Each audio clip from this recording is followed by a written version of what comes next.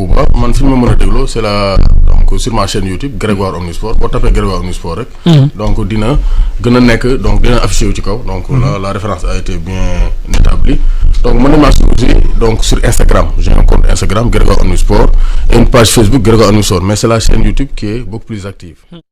Mondial Sport, leader de l'équipementier au Sénégal, vous présente ses offres spéciales en cette fin d'année 2020. Donc déstockage, 3 blousons à 30 000 francs, 2 blousons 25 000, un blouson ou bien un sous-vêtement à 15 000 francs, 2 maillots floqués à 20 000 francs, sous-vêtements à 20 000 francs, livraison gratuite. Vous avez les sous-vêtements du Paris Saint-Germain, du Barça, de vos clubs préférés, maillot plus masque à 10 000 francs. Ne vous le faites pas raconter avec Mondial Sport. Équipez-vous en toute sportivité.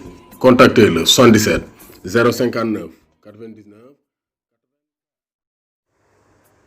Bonsoir à toutes et à tous, bonsoir à tous les suiveurs et à tous les inconditionnels de Grégoire Omnisport. Demain va démarrer le fameux Boxing Day. Donc Boxing Day bi nag dina tax ay joueurs yu bari mën a reprendre du poil de la bête. Joueurs yi nga xamante ni ils ont des choses à prouver durant ce Boxing Day parce que avant le Boxing Day am na joueurs yu bari seen niveau dafa xawoon wàcc seen rendement wàññeeku donc Boxing Day bi dina leen permettre ñu gën a reprendre seen seeni performance yi ñu leen xamee donc on va vous donner quelques jours yi nga xamante ni Boxing Day bi dina leen mën a arranger. Donc on va démarrer avec Sadio Mané qui est resté 8 matchs de Premier League sans marquer. Donc il faut que Sadio Mané profite du Boxing Day bi pour mën a recorder au peloton de tête pour la course au meilleur buteur du championnat d'Angleterre. Sadio Mané qui a été meilleur buteur en 2019 avec 22 buts sans penalty, actuellement mu ngi am 5 buts donc c'est peu pour un joueur comme Sadio Mané.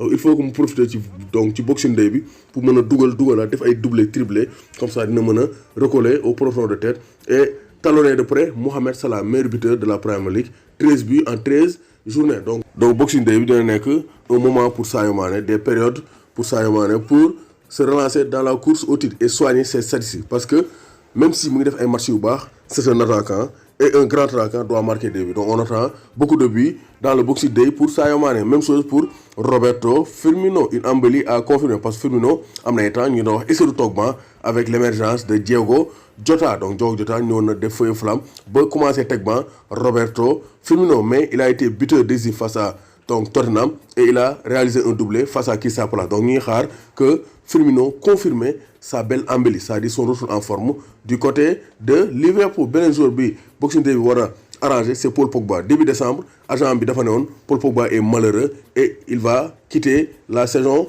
prochaine. Donc ça c'est très clair. Mino Raiola moo ko wax mais gis nañ ne 8 jours plus tard il avait admis qu'un transfert cet été était improbable cet hiver parce que hiver bi pour nga am club boo xam ne am na xaalis pour recruter Paul Pogba ça sera compliqué. Donc Pogba il va rester à Manchester United jusqu'à la fin de la saison mais avec match bi mu def face à Everton donc en coupe de la Ligue anglaise donc Pogba war naa mën a ressaisir reprendre sa place de titulaire durant ce Boxing Day. Donc Boxing Day bi dina nekk aussi une belle occasion pour Paul Pogba champion du monde avec les Bleus en 2018 pour mën a relancer sa carrière parce que Pogba c'est un joueur surcoté li ñu xaar ci moom ba léegi gisuñu ko United. Donc c'est le moment de se réveiller Paul Pogba dans ces périodes de réveillon. Donc réveille-toi Paul Pogba. Timo Werner aussi moom c'est un joueur qui doit profiter des fêtes pour gérer pour faire la différence comme Sadio Mané depuis 9 matchs Timo Werner dugalul.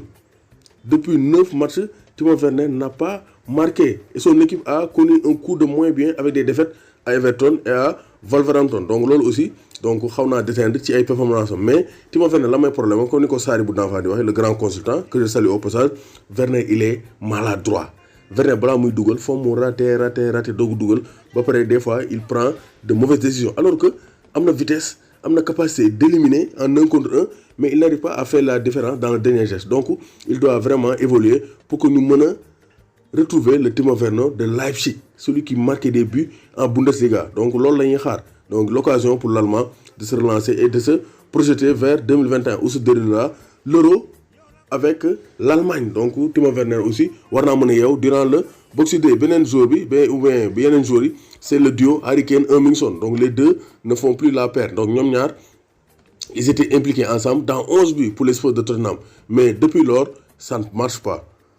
le jeu de contre-attaque de Mourinho ne marche plus. Moo tax aussi l'attaque en souffre, ils défendent beaucoup et ils n'arrivent pas à être lucides devant les buts. Moo tax ñoom ñaar ça fait longtemps que ils n'ont pas combiné pour marquer un but. Donc retombé à la 6e place, donc ils attendaient le Père Noël. Donc gis nañ ne Noël bi war naa mën a baax pour le duo Harry Kane Heung-min pour reprendre du poil de la bête et redevenir efficace, redoutable et vraiment létal devant les buts. En tout cas Boxing Day bi dina permettre joueurs yu ma lim ñu mën a reprendre leur activité devant les buts ou bien relancer leur carrière comme le cas de Paul Pogba. Joyeux Noël et bonne fête de fin d'année à tout le monde et particulièrement à la communauté chrétienne. Doomu Gaynde Njaay waxul tiit warul ragal.